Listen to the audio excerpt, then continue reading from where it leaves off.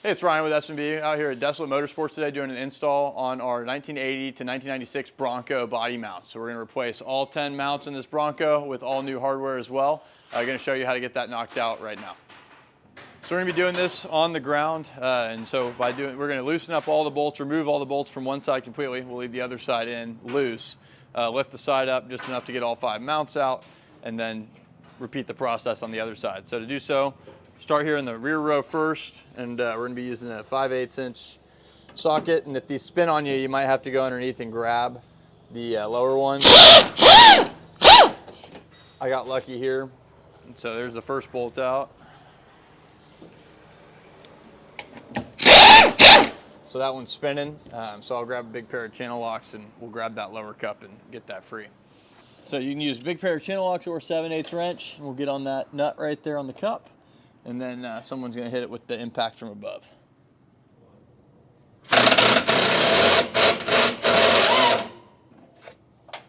Okay.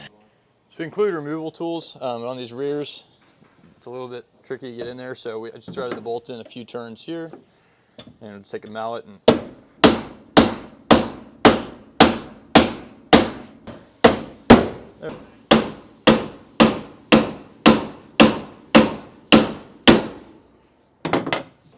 so once we hammered it out, we were able to pull the lower cups out on the rear. And this truck had a aftermarket bumper, didn't have much clearance, so we pulled the bumper off. I can show you real quick. That gave us a lot more room to work in here, but with the factory bumper, you shouldn't have any issue getting to that mount. And then here's your other side. It just pulls out like so. Now we're going to move up to the second row from the rear, fourth row from the front. We're just going to remove the plastic caps here.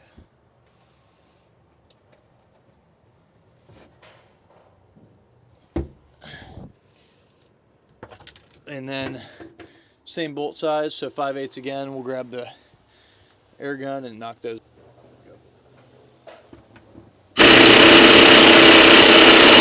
So that one spun, so we're going to jump underneath with the 7/8 now and put a wrench on the back.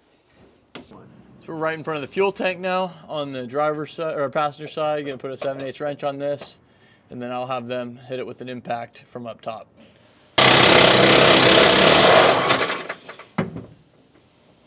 So these are the bolts that came out of the fourth row, and these are recessed in the floor, so we can't use these to pound out the old mount. So we're going to use one of the rearmost bolts, which is also helps. That's why we did this one first. And we can jump up in here now. Same process. We'll thread it in a few turns through the hole, and then start whacking until it breaks free.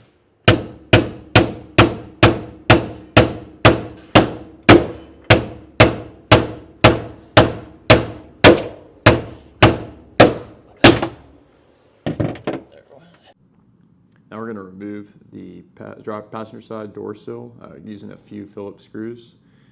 So we're going to get these screws pulled out real quick. With the screws out, we can go ahead and remove the shroud that covers the bottom of the seatbelt holder and then pull the carpet back. And this is going to expose the third row mount.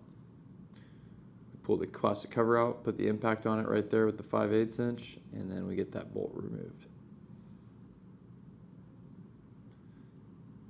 We can thread in our all thread from the bottom to use our removal tool. Push the removal tool over the mount, and then install the provided washer and nut.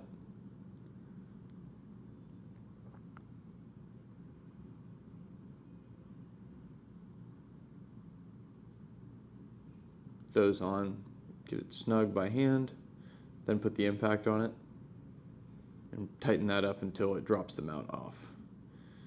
On some positions, it might just be easier to pound it through.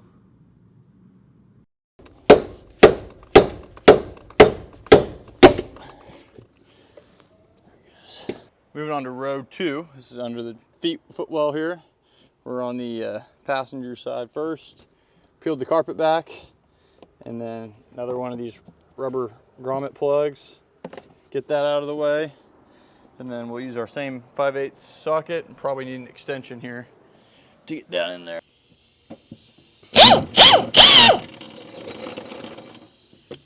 Now we're going to use our larger removal tool on this front row here, since this one's a little tricky to pound out. So I'm going to run this all together.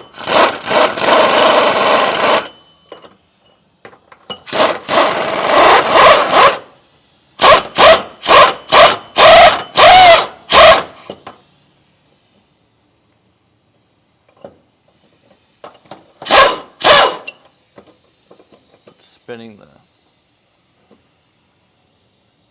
Oh no.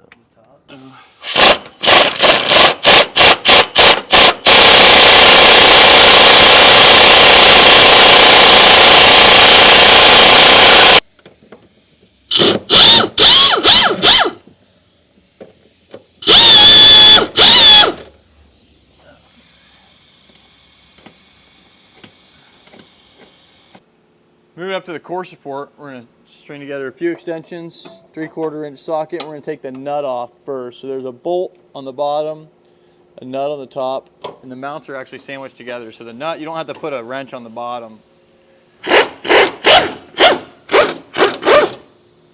So our nut came off there. I'll fish my hand down in here, show you what it looks like. So here's the nut itself. We provide a new one. Underneath this, there's going to be a big washer that looks like that. You need to reuse this washer. So our new nut will sit on top of this washer just like the factory one did. We do not replace this washer, so just leave it dropped in place on top of your core support. Same thing on the driver's side next.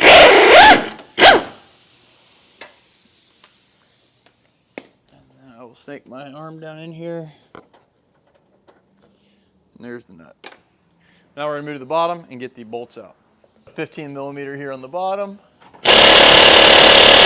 And if this starts spinning, we're just going to grab in here with a big pair of channel locks, but it's not spinning yet, so.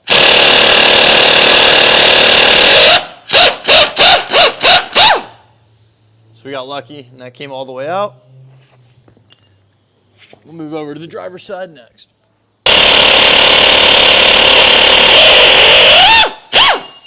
Neither one spun. We're going to jack under this pinch weld right here. It's a pretty beefed up section. And then we might add one more floor jack in the front and slowly start going up just enough to get the mounts out. We don't want to lift too much higher because we didn't disconnect any of the radiator hoses or the grounds, but we'll start heading up right now. We're going to start pulling all these mounts out now. So start at the front of the truck. This is the row 1 mount. We're going to pull this apart. Everything above the paper is going to go on top of the frame rail. So the paper indicates where the frame rail goes.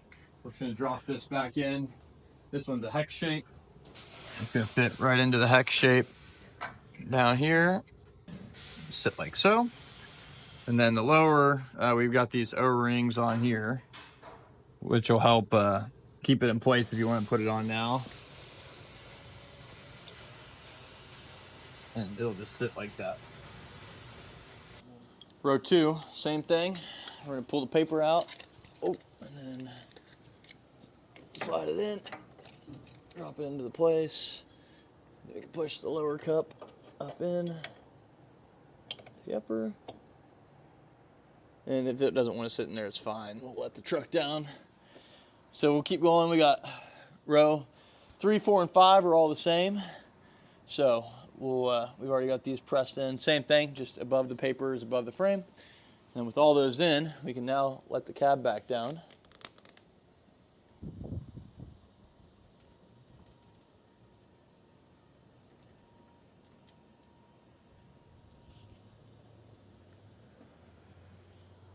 Like so. Just moving over to the passenger side. We're going to find that same pinch weld where it's doubled up right here.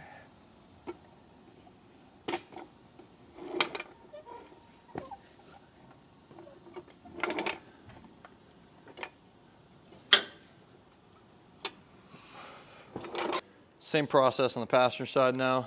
hex mount row 1. Drop right in, like so.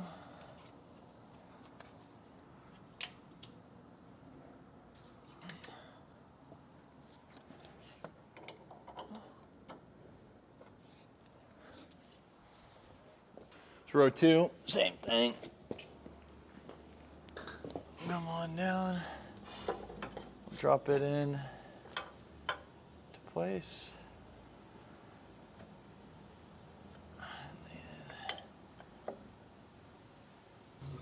So row 3, to lift the truck up a little bit more here, and we got this out.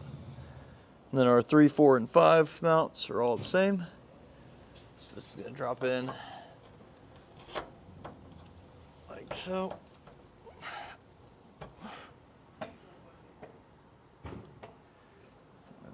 Press this through.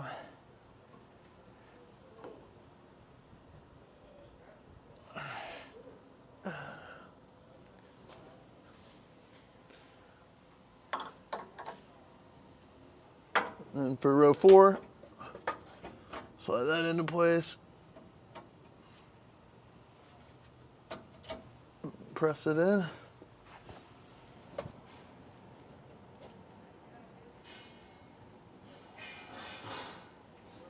The rearmost row, should go up and out with this one, and then install the S&B mount here. Oh. Make it. Go ahead and let the passenger side down.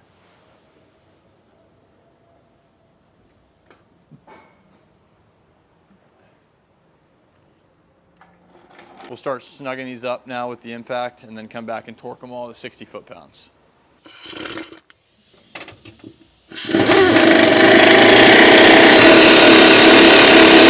So removing all these shims.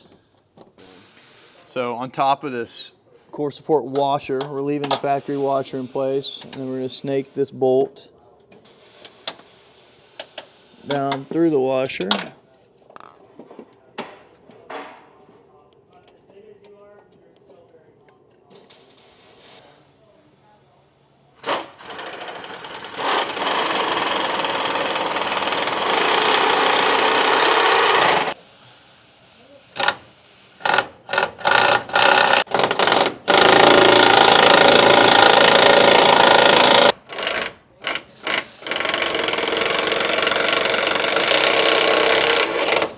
Through now with the 15 millimeter and torque all of these bolts. Every one goes to 60 foot-pounds. Okay. Okay. After those torqued down, I'm gonna go ahead and snap our caps back in here.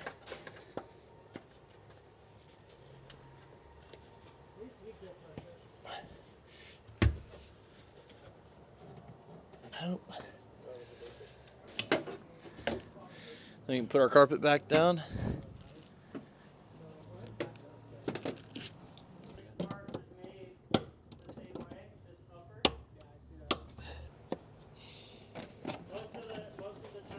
We have all this side torqued down, so I'm going to go ahead and run the door sill. We just finished up the install here on this Bronco. This truck had been off-roaded pretty hard before, and so we did some work on the cab lines and loosened the 2 fender bolts right here and retightened those after we had everything torqued down, and that made our door gaps look great. And core support all went together great too. So let us know if you have any questions. Thanks for your time.